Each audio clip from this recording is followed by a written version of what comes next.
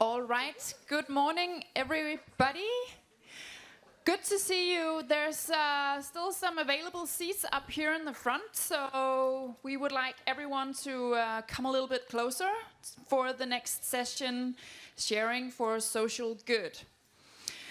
My name is Lærke Ullerup. I will be the moderator of this session, and today we have an exciting program with 3 speakers and some time for a workshop and a discussion. So we are really excited to see you guys. Sharing for social good is the topic that we're focusing on for the next 1.5 hours.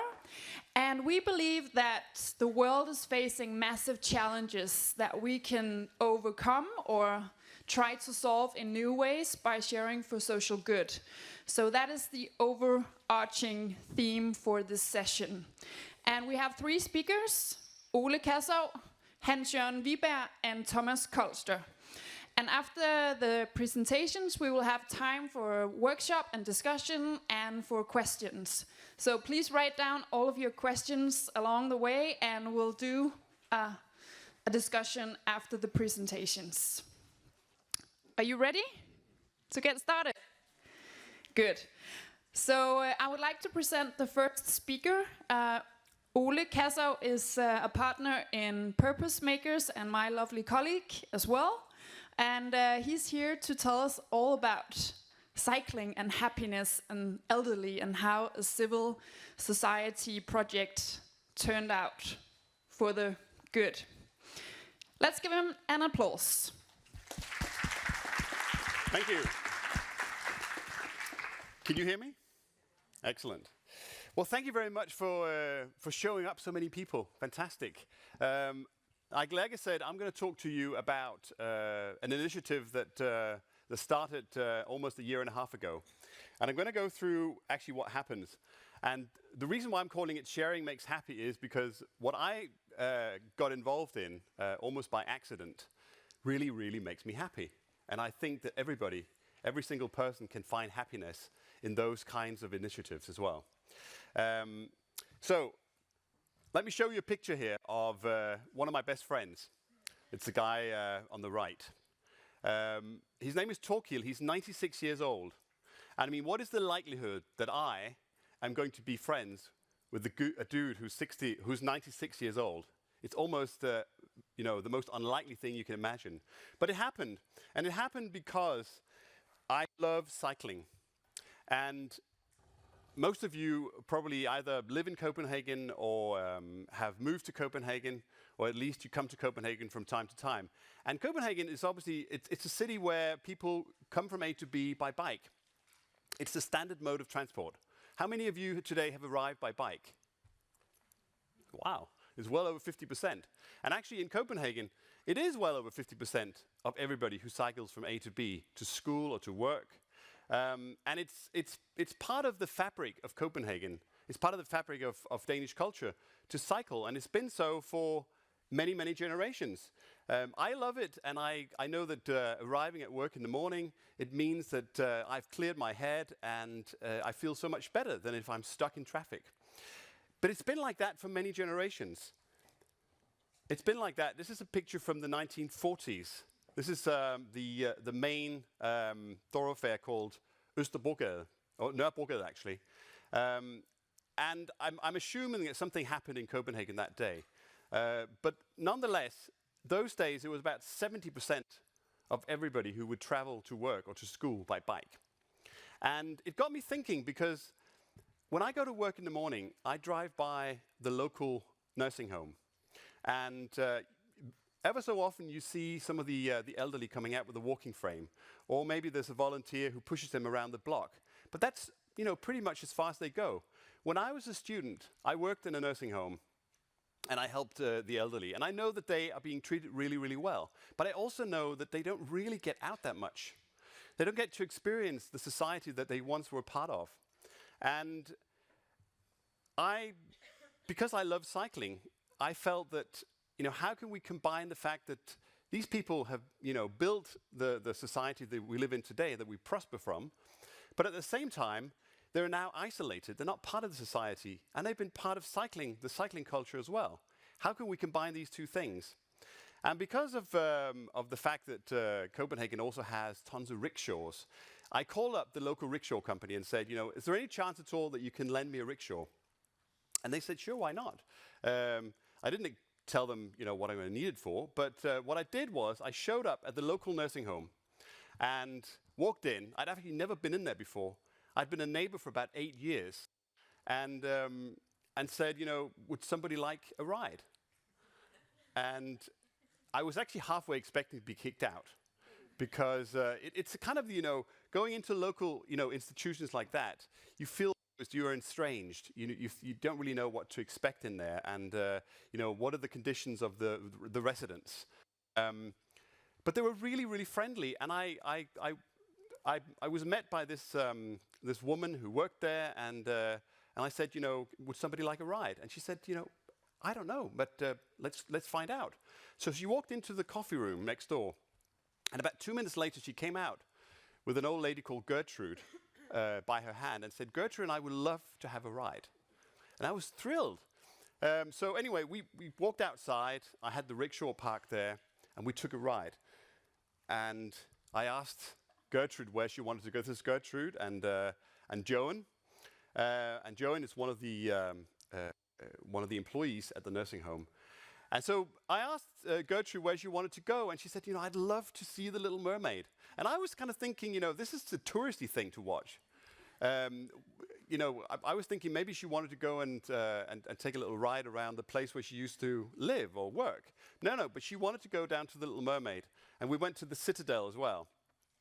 And we had a Swedish tourist take a photo of us. And it's actually the Swedish tourist's wife over on the right. We had a fantastic trip. And I returned to the nursing home with Gertrude and Joan.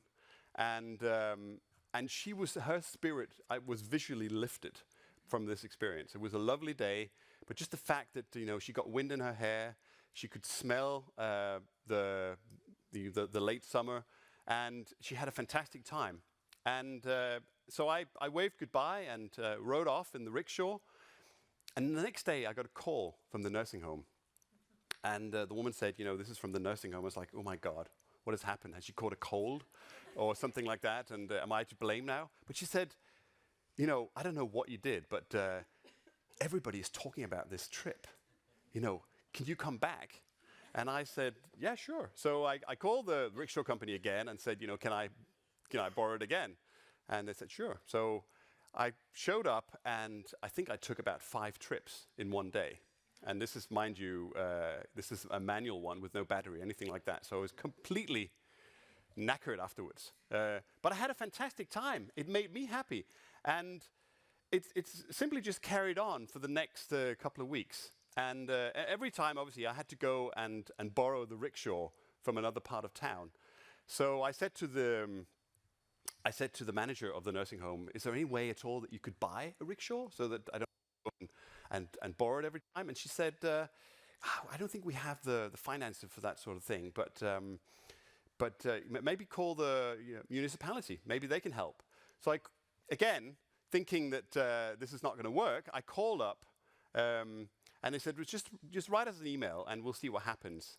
And I was absolutely convinced that nothing was going to happen. But 2 weeks later, suddenly I got a call from a lady from the municipality who said, I have some good news for you. We've decided to buy 5 rickshaws. And I said, well, I only need 1 rickshaw. But they said, yeah, but could we put them on different types of nursing homes, and then we could get volunteers involved. And I said, yeah, we could probably do that. So we got them ordered, and they got built over the winter break. And at springtime, we organized, just basically to get things started and kicked off, we took a so-called spring ride, where we invited residents from all the nursing homes, all the elderly in the neighborhood, lots of volunteers, and I can see some of you volunteers from the first ride here today. And you were rock stars back then. This is the first spring ride we did. We had 10 elderly from the nursing homes. We had lots of volunteers who'd come around, some of them cycling on their own bikes. We had even local business people sponsoring Danish pastries and coffee and things like that. And we rode, this was on the 7th of April last year, and we had the most fantastic day. And somehow, because of social media, suddenly the BBC showed up, did a radio report. And a guy from Danish TV2 showed up. And we had the most fantastic trip, and it got spread all the way through social media. And we decided we have to build a Facebook page. This is my friend Torkel again. He's a bit of a joker. He loves to go out.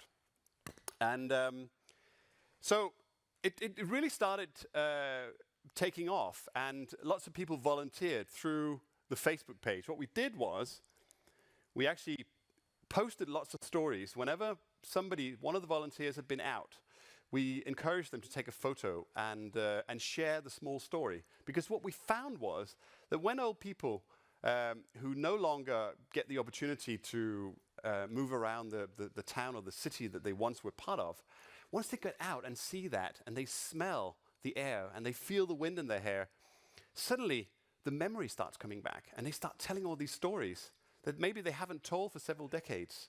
And it really only takes maybe just 5 or 6 lines to tell those stories. And it inspires so many people to join. So actually what we have now is we have well over 100 volunteers in Copenhagen. We have an additional rickshaw now, and we've got another 30 rickshaws on order. So I think everybody who tries to one of those rides will testify that it's a fantastic experience. You get exercise, you're happy afterwards, and you feel the pleasure of having made somebody else happy. That's a really good feeling.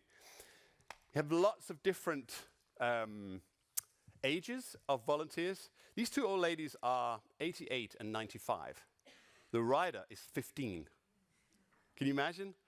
Just bridging the gap between the ages is a fantastic opportunity as well. This young guy, Hugo, loves to ride, and one day we decided to take the rickshaw with the S-train, with the 2 old ladies in it, and go up to Dyrhaven, the park north of Copenhagen, and cycle around up there. And then we essentially cycled back, which is where I took this photo. So it is a great opportunity to bridge the gap between the ages as well. This is another photo of Karen and Annie. They were in Torvhallen, the food markets. And what we found was suddenly that Annie said, "Wow, this is Anton Berg. I used to work there." So I took the cycle up in front of the stall and talked to the lady behind the counter. And Annie said, I used to pack all this chocolate. And she would explain all the fact that they were allowed to taste the chocolates. They could eat as many chocolates as they wanted. And I said, "So when was this?" And she said, "Oh, that was back in the late 30s. I think, feeling history that way, being told by people who once used to be part of it, is really, really fantastic. Another example was up in the city of Hjørring in northern Jutland. They were inspired by this initiative by just reading the stories on Facebook, so they went ahead and bought 2 rickshaws themselves. And they said, then suddenly one day they sent me a bunch of pictures and said, we've got to tell you these stories. These 2 ladies, the lady to the left is blind. And some of the other co-riders and some of the other passengers said, what are you getting out of the fact that you're out riding? And she said, "Oh, I use my senses." And she was able to tell all the other passengers and all the other volunteers about feeling the wind on the skin and smelling the air and listening to the sounds of the birds and everything like that. Things that normally, if we cycle through town, we may be attuned to it to a certain extent, but we don't really experience it the same way as if we really focus on it the way she was able to do. And so we get so many experiences that lift our spirits when we're out cycling. And it catches the attention of the media as well. This is the media that was done. It obviously looks like breaking news, doesn't it?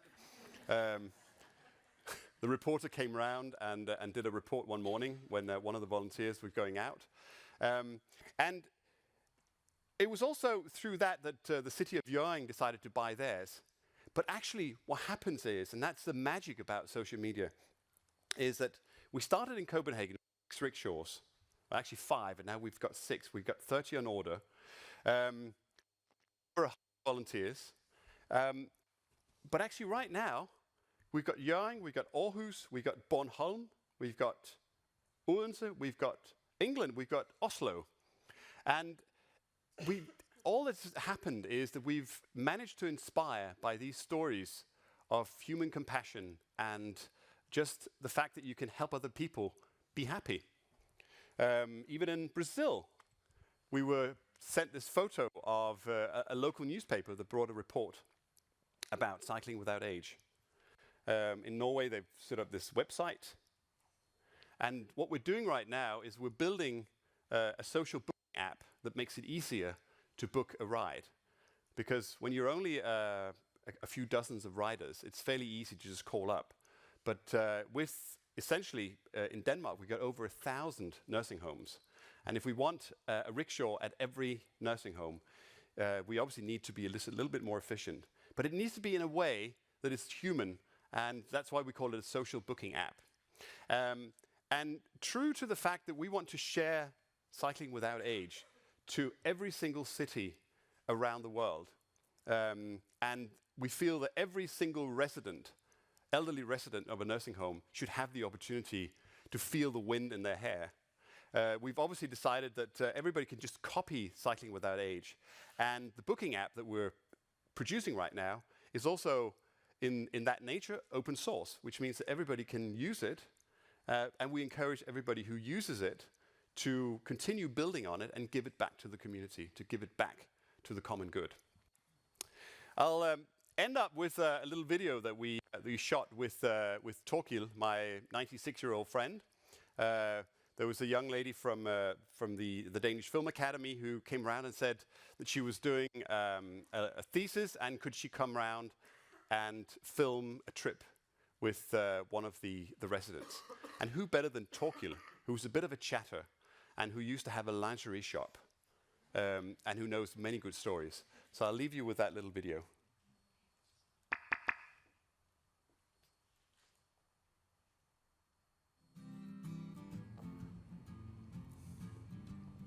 Dejligt at cykle. Ja.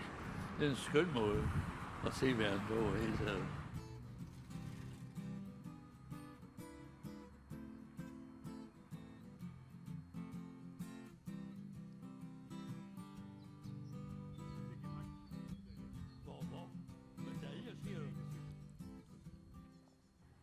Jeg boede deroppe på første sal. Har du I det? Gardersdalen, ja. Skønt herinde, ikke? Jo, og jeg har det også dejligt ude. Det var i mig. Jeg fik en pige kær, og det var dig. De glade minder her, jeg glemmer ej. Næste bygning deroppe, der lå vi forretning over. Vi købte sammen med en anden. Vi købte 3 forretninger. Ja. En herinde ude på Østerbro og en anden. Ja. Og så sagde han, den nu er han ejendomsmægler. Nå, men så begyndte du ejendomsmægler, så tager jeg den herude. Og så tog jeg forretningen herude. Så tænkte vi, 25 år gik vi hernede. Ej, jeg var stolt, ikke?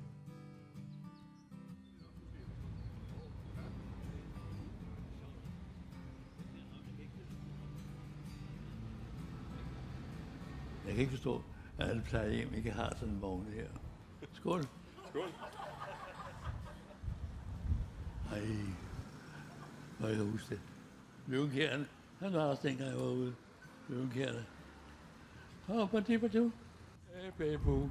Man kan sige sådan at blive stor. Du kører i åben sportsvogn, det her, ikke? Ja, nemlig. Jeg elsker sådan en tur, jeg kommer ud og ser så lidt op. Og så tænker man steder, man kan huske. Og så tænker man, der er jo ikke forandret så mange steder.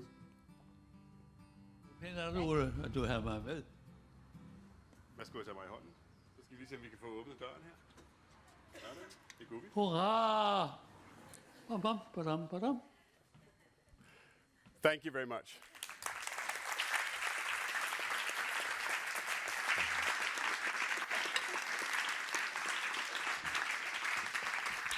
Thank you very much, Ole. And the next speaker is Hans-Jørgen Viberg, who is presenting his project Be My Eyes, which is a very inspiring project about how small acts can actually help a lot.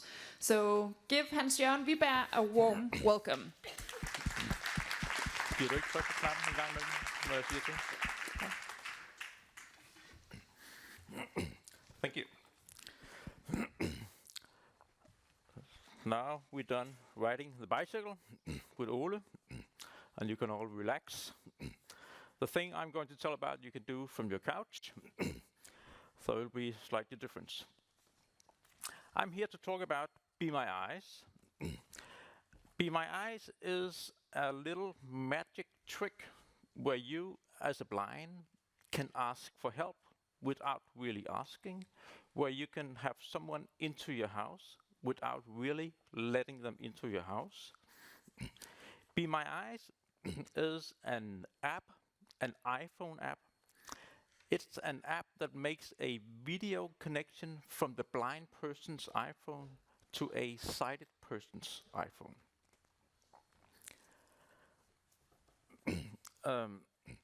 The first movers among my blind friends, they already uses Skype or FaceTime to make this video call.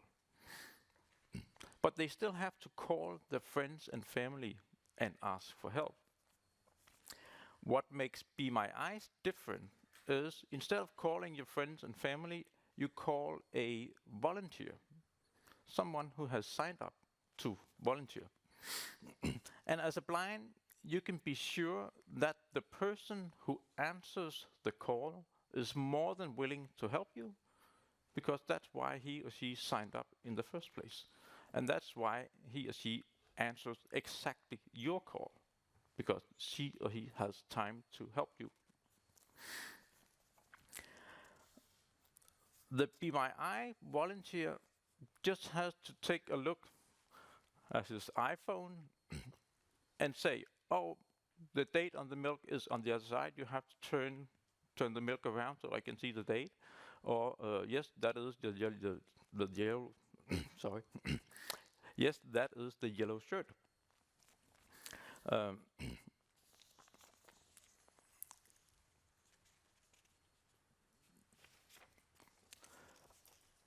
Be My Eyes is a whole new way to be a volunteer.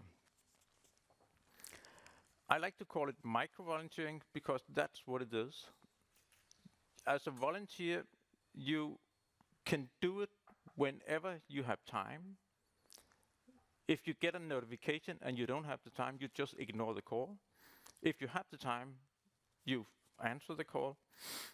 And you can do it, as I said, lying on your couch at home, or when you have a break at work, or standing in line at the supermarket. And it's okay to ask your neighbor for help once in a while, but you don't want to do it all the time. And that's why Be My Eyes is helpful. The reason why I am so engaged in this is because I am visually impaired myself. I was born with a normal 180-degree vision, and over the years it has decreased to now 5 degrees.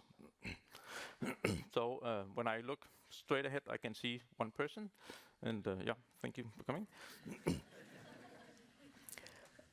Now I work for Danish Blind Society, and in a 3-year period my job was to drive around and visit blind people in their home. I didn't drive myself, but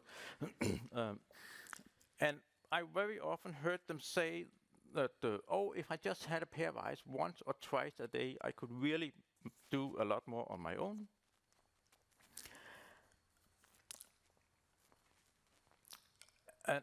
And how is it to be a volunteer in Be My Eyes? I think it's kind of magic, because you all know Harry Potter. In Harry Potter, they have this fantastic transportation system where you just have to touch a magic thing, and then boom, you are at some other place. It's kind of like the same with the Be My Eyes. When you get a notification, you take out your iPhone, and if you have the time, you touch your magic device, and boom, you have to do the boom yourself. But then you are suddenly on a street corner in Davis, California, or in a backyard in Sweden, or in a kitchen here in Copenhagen. And you are looking at something, and you are together with a blind person who needs your help. And that's kind of magic. The iPhone is the most accessible iPhone on the market right now for blind people. It's not because we love Apple more than others, but it happens to be the most common phone among blind people. And that's why we have chosen to make the iPhone app. There are a lot of good apps for blind persons, but none of them have this real-time, face-to-face human interaction. And I can understand why, because that's the hard part of making this. It's not that difficult to make the app, but build up this group of volunteers. That can be hard, and that's why that's what we are working on right now. With a GPS system, a blind person can be guided from one address to another. But when you hear you have reached your destination, you are standing on the street.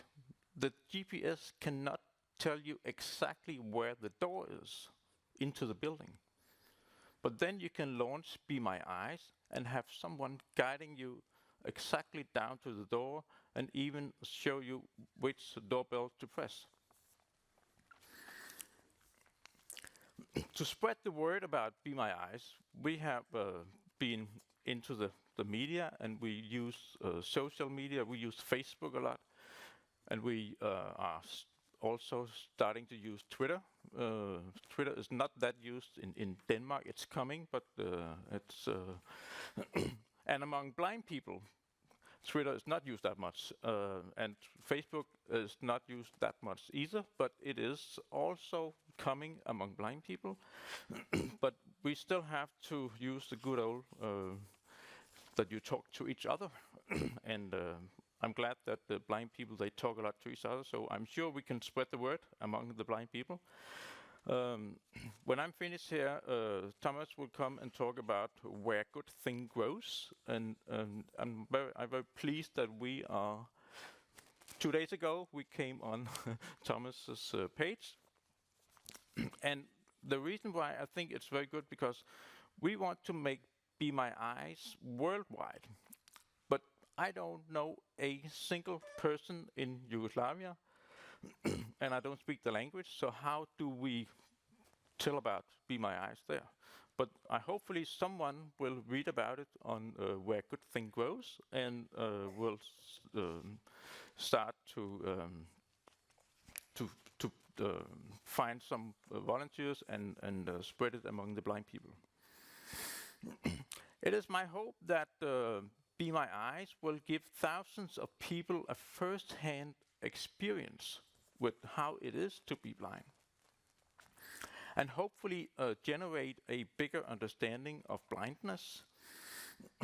Right now, these days, we are testing this prototype among a small group of blind people and sighted, and it's very exciting.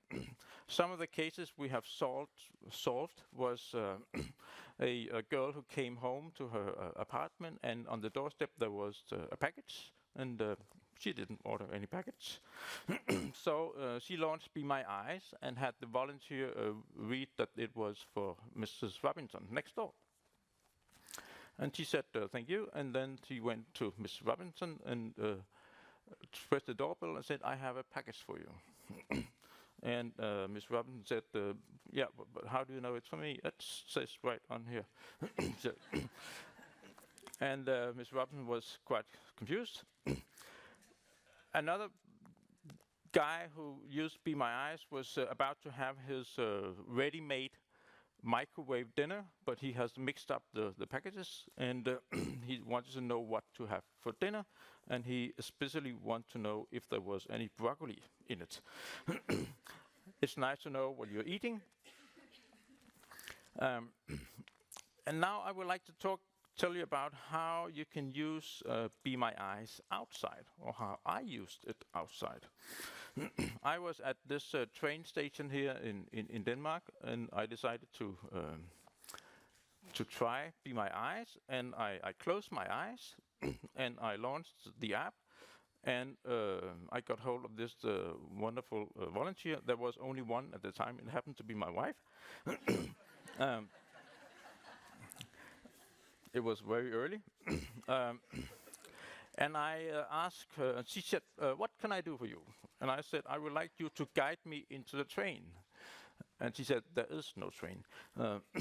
And then I moved the camera, and she said, oh, it's approaching there. And the train came into the station, and she guided me to the door and up into the train, and she guided me down to a seat, and I found a seat, and I sat down, and I didn't bump into anyone. And I had my cane in my pocket. And I realized that it is absolutely normal to walk around with your phone in front of you and not see a thing. And I was thinking that if we can get Be My Eyes out to every blind person, the blind person will be the only one not bumping into other people. And down the line, we can hand our cane to the sighted people.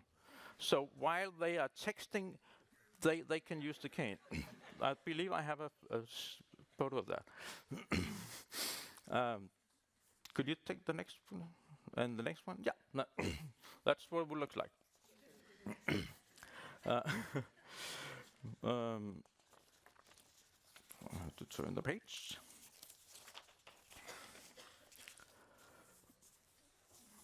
And someone even suggested that we should make an app for those people. We won't, because the sighted people have to look out for themselves. To make Be My Eyes a reality, we have set it up as a non-profit organization, and we are funded by the Velux Foundation, and we're very grateful for that. It's great when you can share an idea, but the real difference, both in Ole and my case, is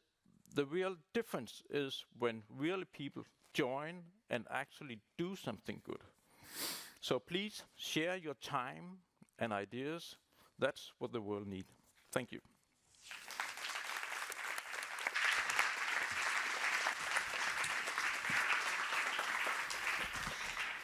Thank you, Hans-Jørgen. And we're just gonna help Hans-Jørgen down the stage. And we are getting ready for the last presentation before we enter the discussion and workshop session. So Thomas Kolster is an entrepreneur and has launched the platform Where Good Grows. And he's here to tell us all about how you guys can share all of the amazing work you're doing, and also how you might be able to use some of the work that others have created. So give Thomas a warm welcome. Thank you. Great. Where Good Grows was recently launched, so we're still in the beta phase, testing and finding out how we can make sharing better. But I think the best way to really explain what Where Good Grows is about is actually looking back at the two other presentations. And thank you, Hans and Ole, for giving those very, very inspiring presentations. Because essentially what we have is two really, really, really great ideas out of Denmark. Two ideas that are making a massive difference for people in this country. The main idea is just for us, how can we take that concept and turn from local to global? So what Where Good Grows is all about is taking existing concepts and start sharing them and breaking down those barriers for sharing. Anybody know who Salvador Yucanesi is? No? What would you do if you had to find the answer? What would you do, for example? Google it, yes, perfect. Isn't it amazing how much knowledge that's just one click away? And that was something that Salvador wanted to exploit. Salvador is an Italian artist, and he was unfortunately diagnosed with cancer. he suddenly saw his whole life changing.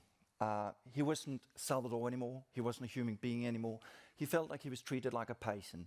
He was just another number in the queue at the hospital. And he didn't feel confident about that very rigid way that hospitals are treating patients. So he took matters into his own hands. He took all his medical journals, put them up online at a website, and he asked everybody out there for help. And it was quite amazing. In a matter of 1 or 2 months, hundreds of thousands of people had visited his website. And highly esteemed doctors coming with advice to how to cure his disease, other patients giving him advice, ordinary people just coming with a word of encouragement. So what Salvador was doing is really crowdsourcing a cure against his cancer. And why I'm telling you this story is because it's really quite similar to what we want to do at Where Good Grows. We really want to crowdsource all those great solutions that exist out there to some of the challenges that we're facing today. Let me explain you how we're going to do that. This is an ad from the Danish Cancer Association, Kræftens Bekæmpelse. And what they wanted to do with this ad was to encourage men to grow a moustache in support of testicular cancer. And the Danish Cancer Association spends around 100 million Danish crowns a year on campaigning like this. Here's another ad. This is a campaign out of Australia. It started with a bunch of guys just having fun, and what they did at this party was they encouraged men to grow a moustache in support of testicular cancer. How many of you think that those two ads look pretty similar? This one and this one. Let me see a raise of hands. Pretty much everyone, yeah. I thought so. A lot of other people thought so as well, but they actually reacted to this very negatively. So a lot of industry people went out and said, why are the Danish Cancer Association copying, stealing the concept from the November movement? And there's all this hype going around in the media. Until a journalist, for once actually doing a little bit of research, called the guy at November and said, you know, there's an association in Denmark and they're copying your concept. What are you thinking about that? And the response that he gave was quite probably a different one than the journalist expected, because the November movement guy was like, that's absolutely great. You know, what a great thing that somebody in Denmark is actually furthering this cause, that somebody's creating massive awareness around testicular cancer. So he was actually happy. And sometimes I think we put up these barriers, copyrights, protect our ideas so much that we're actually standing in the way of creating innovation and sharing knowledge. Because essentially, what are we protecting? Are we protecting people from showing a guy with a mustache in a campaign? Are we protecting people from saying that grow a mustache to create awareness around testicular cancer? What would happen if they did that for same-sex marriage or support your local barber shop, grow a mustache? Should we protect that as well? So essentially what we want to do is break down those barriers, and we want to do that because we think it's counterproductive. Helmut Newton said once that he was standing on the shoulder of giants. I think that really says it all. His work was only possible because of the work before him, because of all the great accomplishments before him. And I think that's really how knowledge works, and I think we should embrace that. So at the moment, I think we don't always have to reinvent the wheel. I think there's a lot of really, really great concepts out there that we can easily copy. Because I think in reality, most of the time what stands in the way is our creative egos or our kind of need to be kings of change, really. So for us, it's all about taking the existing concepts out there and make them stronger. Because if we look at how learning works, when you go to school, you do copy what the teacher writes on the blackboard. When you have to learn to play the guitar, what you begin doing is you first play other people's tunes until you actually feel so confident about playing those tunes that you can start kind of creating your own original music. If you look at businesses, Ford, the automaker, he didn't invent the assembly line, he didn't invent interchangeable parts, and he definitely didn't invent the automobile. But what he did do, he took those 3 unique concepts and put them together to the world's first mass-produced car. I read an interview the other day by Elon Musk, the guy that did PayPal, Tesla, the electric supercar, and SpaceX. And was quite fascinating reading that he quite openly said, you know, I haven't invented anything. I haven't really, you know, I took what was out there and I just did it better. So I think maybe it's sometimes about sharing our experiences to actually prove these concepts and make them better. So one of the ways that we want this sharing to be done is, first of all, to share knowledge for others to build upon it. So this is how the platform looks like. And just to kind of explain it, this is a campaign uploaded from Stockholm. And this was an app that Toyota, the car maker, did. The whole idea about this app is actually getting people to drive more environmentally friendly, something that sometimes can be very, very difficult, remembering all these rules and do's and don'ts. So what they did was they created this very, very simple app. So the only thing you had to do was drive like you had a glass of water on your dashboard. So no spilling water. So the good thing was that that prevented that people would suddenly hit the accelerator or suddenly hit the brakes. What we've done then is we've gathered a lot of information behind. There's a lot more information that we see here. But three of the important factors for us is really the change that's happening. So we got the change for people and planet, which you'll see too, depending on where you're sitting, I guess, on your right-hand side. So this little app made people save 10% in average on their fuel consumption. That's quite a bit. The other thing we are tracking is, and asking people to submit, is the difference for people and planet. No, not people and planet, brand and bottom line. So whether it's a fundraising thing, now this is commercial company. So people who weren't driving a Toyota today was actually 150% more likely to consider buying a Toyota. And the last thing we're gathering is scalability. 70,000 people downloaded that app during the period this campaign initiative ran. And this is in Sweden.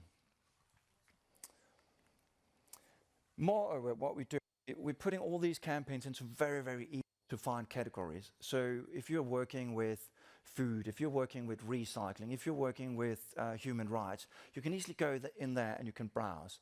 So this can be in the start of your process if you are about to plan initiatives, or this can maybe in the process that you actually want to join an initiative or take an initiative and implement in your own country. Because that's the second part of what we want to do at Where Good Grows.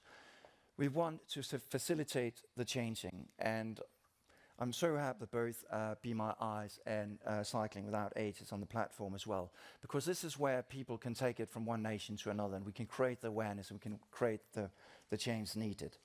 So we created this license called Right to Recycle. So when you have, for example, an initiative, you can do one of two things. Either you can upload it just to inspire other people and share the results, or you can say, I actually just want to kind of share this with the whole world, and you can then use the Right to Recycle license. And if we look at the Toyota campaign, we just kind of try to calculate what would actually happen if every country around the world used that app, and that would be the equivalent of removing 100 million cars from the road. So that's a massive difference that one can make. And think about the massive happiness that we could create with Bicycling Without AIDS, all those smiles, and Be My Eyes. We could really make a massive difference, and that's what Where Good Grows is all about. But furthermore, I think the sharing of knowledge, the standing on the shoulder of the giants is so important.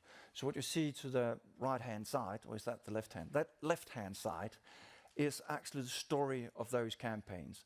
So let's say that somebody takes Bicycling Without AIDS and implement it in some other country. Then they upload their results to this platform, how it went, and maybe they did some changes. Maybe they found out a great new way of implementing it. So in that way, we can actually share and we can learn and we can all be better at doing these initiatives, which is essentially what this is all about. When Apollo 11 came back to planet Earth after being at the moon, they brought back some space rocks. And Richard Nixon wanted to share this as a great accomplishment for all of humankind. So he sent each nation in the world a little piece of space rock. And I really like this thing, the sign that followed this gesture. If people of many nations can act together to achieve the dreams of humanity in space, then surely we can act together to accomplish humanity's dream of peace here on Earth. It was in this spirit that the United States of America went to the moon. And it is this spirit that we look forward to sharing what we have done and we have learned with all of mankind. I think this is something that rings very true with us at Where Good Grows, because essentially, as Lærke said introductory-wise, we are facing immense challenges today, and some of them we can't solve single-handedly, like the climate crisis. But I do believe that by sharing and by working together and by sharing our knowledge, we can really accomplish great things, and this is where good grows. So thank you, everyone, and please do go and check out the platform, and we'll have plenty of time to kind of discuss pros and cons of sharing. Yeah. Thank you.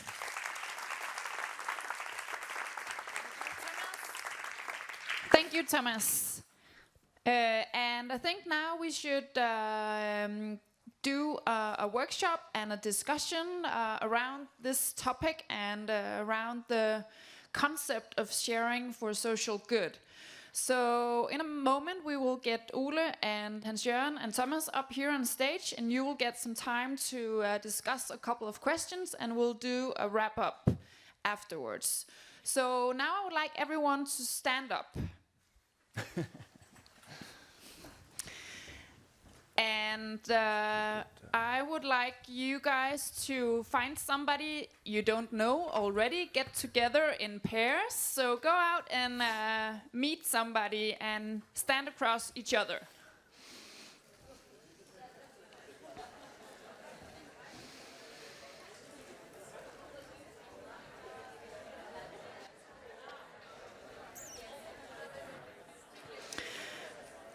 All right. Looks like you found somebody you didn't know already. We're already starting the sharing. So what we would like you guys to discuss now for the next 5-10 minutes is 2 questions. The first question is about identifying barriers for sharing. So what, in your perspective, prevents people and organizations from sharing their concepts, their ideas, their knowledge on platforms or in general? That's the first question. And the second question is how you could see yourself contribute even more to sharing, either by using some of the great ideas and the knowledge that is out there in the world, or maybe by submitting some of your own work or some of your own ideas. Is that clear? 2 questions. First, identify the barriers, and then afterwards come up with suggestions for how you can contribute. You have 5-10 minutes. I will let you know.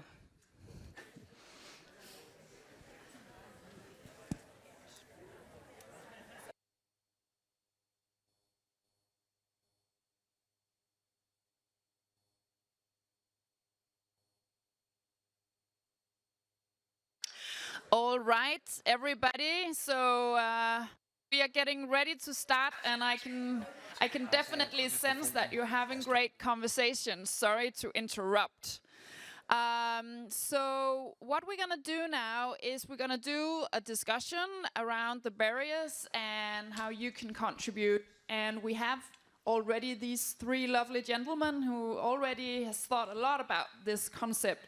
So I will ask for some of your reflections and some of your questions and thoughts, but we will also turn to Ole and Thomas and Hans-Jørgen to get their perspective on the barriers and what makes people share. So I'm going to jump around the audience and try to pass around the microphone, and we will also ask these lovely gentlemen to comment. So does any of you want to share a thought about what prevents people from sharing? What are the barriers? What did you discuss out there? Anybody want to share a thought?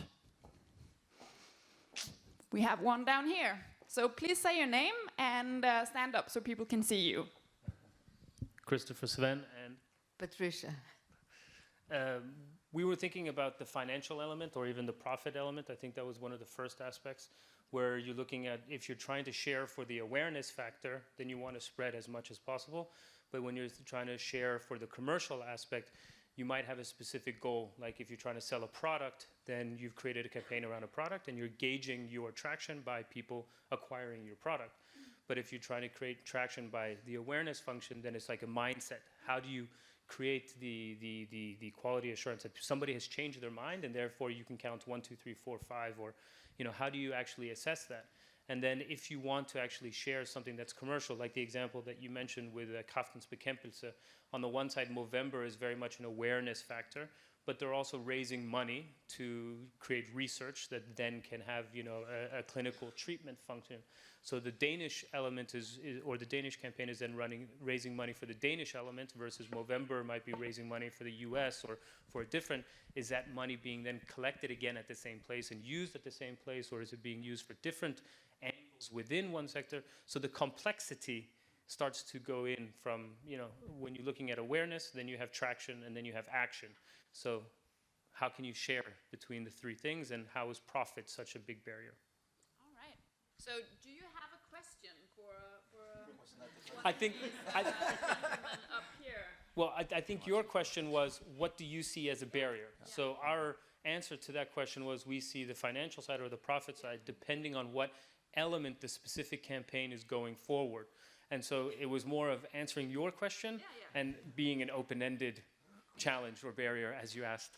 Okay, wonderful. So I can follow up on your perspective by asking maybe Thomas, what do you experience with where good grows in terms of profit, and what happens when money flows into the system as well?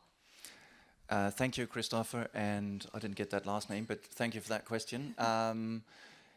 As you said, it's very, very difficult to sometimes work with copyright issues and some of these issues. One of the things that we have done at Where Good Grows, because we want to also acknowledge that a lot of businesses today are doing a lot of good and running a lot of very, very important programs around the world.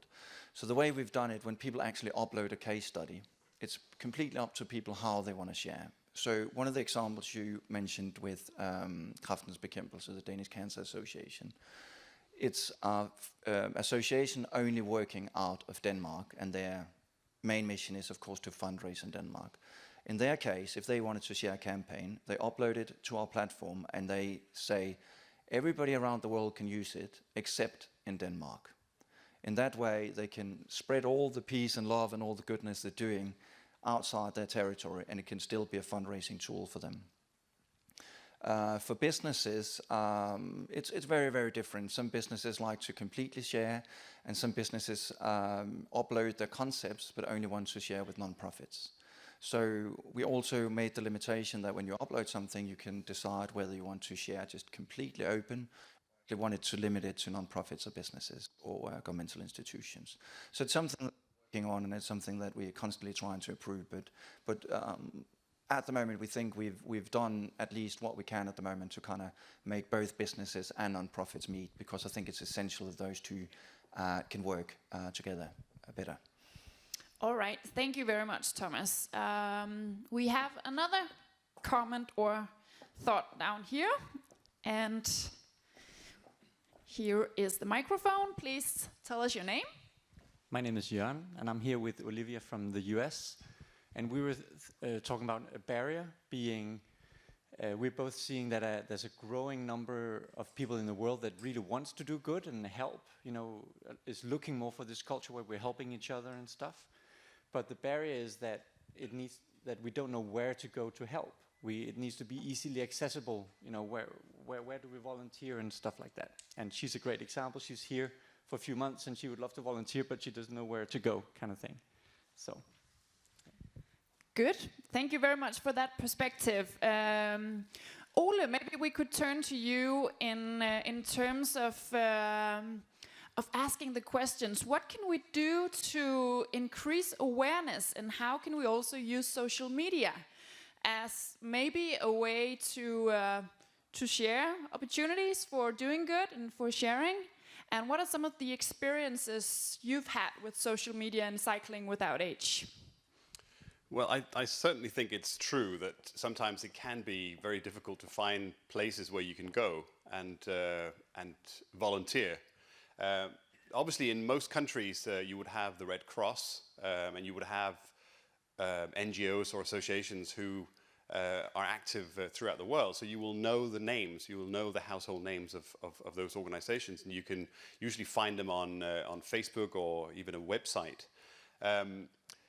But I constantly talk to people as well who are simply not aware of where they can go in their local area as well. And I think that's where social media, in terms of cycling without age, is mainly Facebook, where that seems to be the glue that bonds people together, because that's where you share stories with people you know. So that's where it spreads. Usually within a local community, we can see from some of the social media stats from Facebook that we are initially targeting people throughout the greater Copenhagen area, but then once it starts spreading in a different area, like for instance when there was a report from Brazil in one of the newspapers, we suddenly saw that it was spreading like a wildfire throughout a certain town in Brazil. And there was a lot of interest, and they're now working on right now setting up Cycling Without Age. So I think as an individual, the best thing you can do is to just simply be active. And I think it's also, as an individual, it's potentially also just your responsibility to spread whenever you see opportunities and you know that there may be some of your friends who might be interested, to spread the word. I think I have a short comment on that.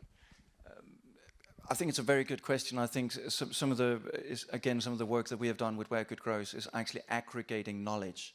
And I think there are sites around like volunteermatch.com and others that are aggregating knowledge for stuff like that. So I think because the internet, as I said in the beginning, there's so much knowledge out there, I think it's sometimes important to actually gather all those information in spots, and I think there's a lot of opportunities for a lot of platforms like we're doing to gather knowledge together, so people have a one-stop place to go for things like that. Good, thank you. Hans-Jørgen, what are some of the barriers you experience in terms of sharing? What do you think organizations are considering, or what did you consider when you wanted to share your concept? I was considering we have made the infrastructure so people don't have to make a new Be My Eyes in another country. So we were more thinking about how can we get people in another country to start gathering people to join Be My Eyes without having to do all the work with the infrastructure. But on the personal side, I have experience when I talk about Be My Eyes, many people say, oh, that's great, I want to do that. And other people say, I wouldn't dare do this because that's too much, that's too personal. And you just have to find the right people because there's a lot of personal things around this. All right, so it seems like there has to be some level of personal ambition and engagement also in terms of sharing. We have another comment over here. What is your name? Hi, my name is Hanne. I'm from Fødevarebanken, and I discussed with these two girls one of the barriers of sharing an idea. So maybe Ole, you could answer this. You have this original idea. Aren't you afraid of sharing it, that it grows into something else, that you discover that someone took your idea and now in Vietnam someone are driving around with old people on their scooters, and that they moved away from the original idea, that they interpreted it another way? That's a very good point. And I think the very short answer is no, I'm not afraid. Because I think that, well, first of all, anybody could copy the idea, whether I was putting it on a platform or sharing it actively or not. So everybody can essentially go and copy everything. And this gives me at least some amount of influence on what is happening in different countries. But I don't really want to control it too much anyway, because I think, and actually that's what we found, whenever we start sharing in some of the other cities and municipalities, they come up with new ideas. So they kind of mutate the original idea into something that is potentially better that I can copy back.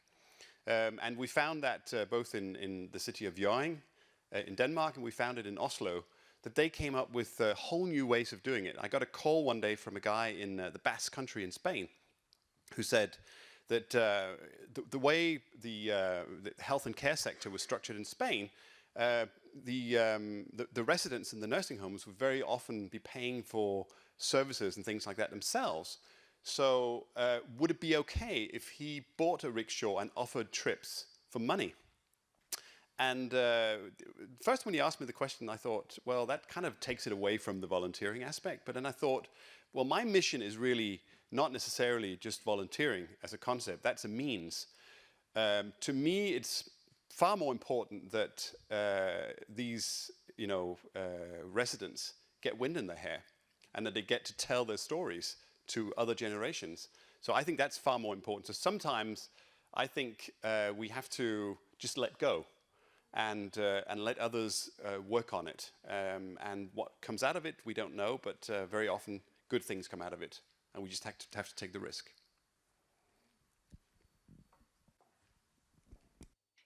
Good, so we have another question over here. And what is your name? Thank you. My name is Maria, and my colleague, she just left, my friend here. But we were discussing 2 points when it comes to your project, Be My Eyes, when it comes to the barriers. It's very practical things that maybe you have already considered, but I was surprised to find out that we had the same thoughts about it. I come from South America, so your app, when it's going to be downloaded in an iPhone, I think that is a very practical barrier that you should consider, because then your target group will be rich, blind people, in a way.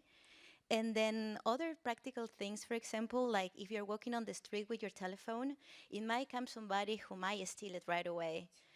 And then the third thing that I don't know, but it was something that we discussed, was that here maybe there is a lot of people that is willing to help others because you have the time. I don't think so, because if you want to help, you always make the time. But she said, oh, maybe in some countries you're so spending your energy to get food on the table that maybe then you might not have extra time to help. But I don't think so, but it's something that is also good to keep in mind. Thank you. What is your question to Hans-Jørgen? No, it wasn't a question. It was my contribution for the barriers when it comes to his project. All right. Yeah. Thank you very much. Thank you. Good. So let's turn to the part of the conversation around contributing. How do you see yourself being able to contribute to more sharing in the world?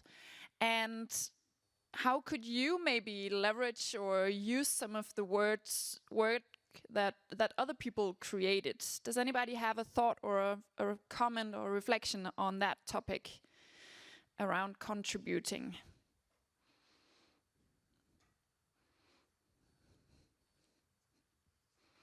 There's one down there. And what is your name?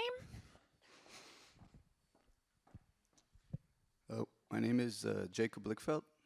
My thoughts about contributing is creating like a target-specific place to contribute, because, for example, on Facebook, whatever you contribute just ends up in a lot of people's places. So somehow create something more target-specific, so you know that whatever you're sharing is being received in the right way and optimally. Do you have a follow-up question or something you would like to ask? Do you guys do anything to target your audience in any way, or do you just as much sharing as possible in any places you can share?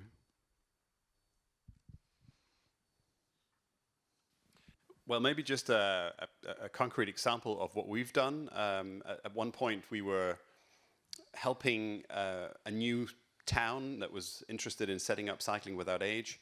And what we did was we actually did a targeted campaign where we, first of all, used some boosting mechanism in Facebook to say this is exactly the geographic area we're looking for. These are the types of people that we know are usually interested in doing voluntary work.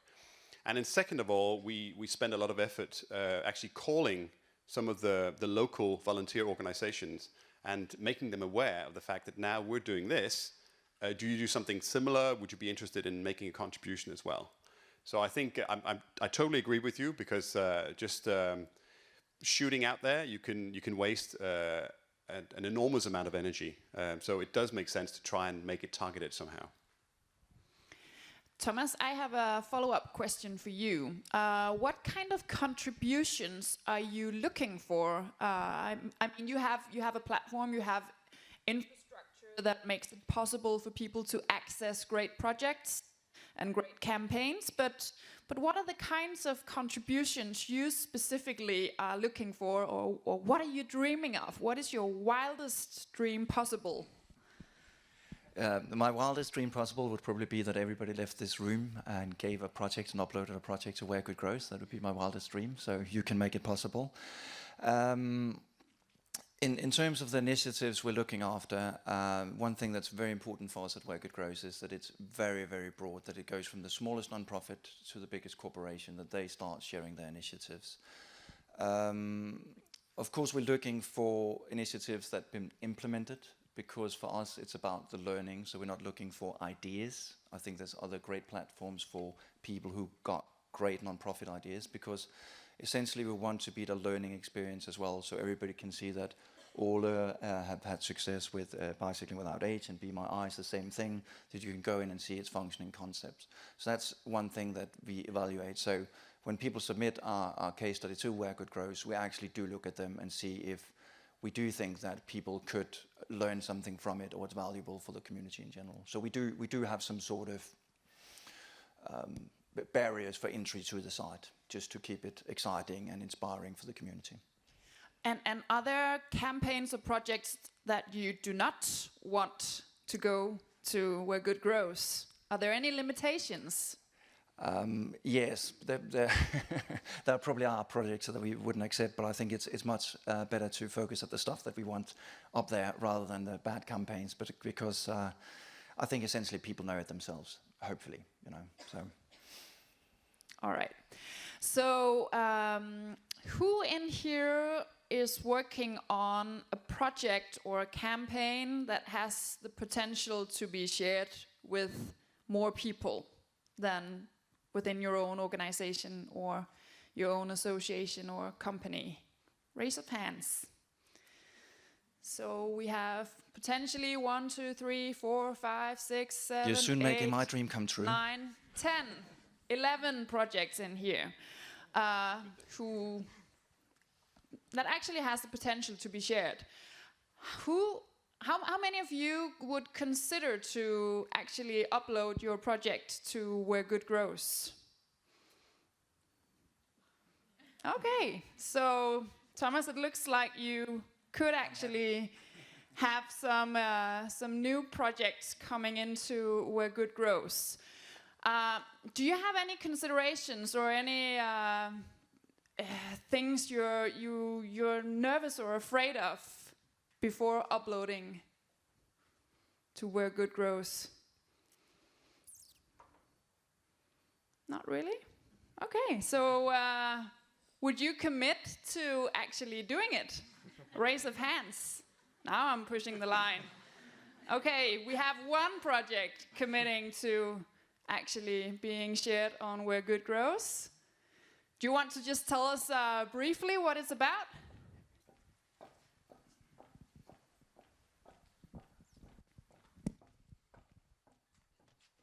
Hi, my name's Scott. I'm one of the founders of Mobile Monday here in Denmark. If you're not familiar with the Mobile Monday network, it's a grassroots, nonprofit, you know, everybody's welcome network. We have over 350 chapters, one in Sweden. We have about 30 in the United States. They're spread everywhere. One of the things I work with is medical electronics and diagnosis via medical devices and sensors, which can be built into smartphones. And under the Horizon 2020 program, which has just started here in Europe, which runs the next 7 years, I have a program which you can read about on the 2020 portal called Mobile Health.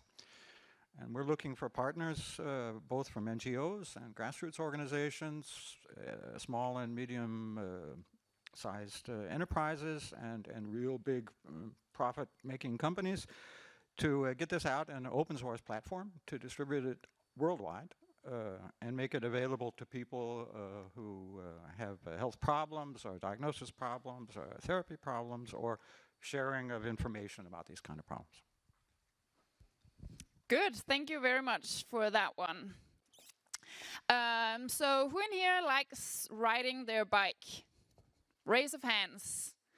Who could consider actually riding someone else for a ride? Maybe an elderly, maybe a kid or somebody impaired. All right, so it seems like there's good energy in helping and sharing your capabilities. Who would actually like to join us for one of the next rides in Cycling Without Age?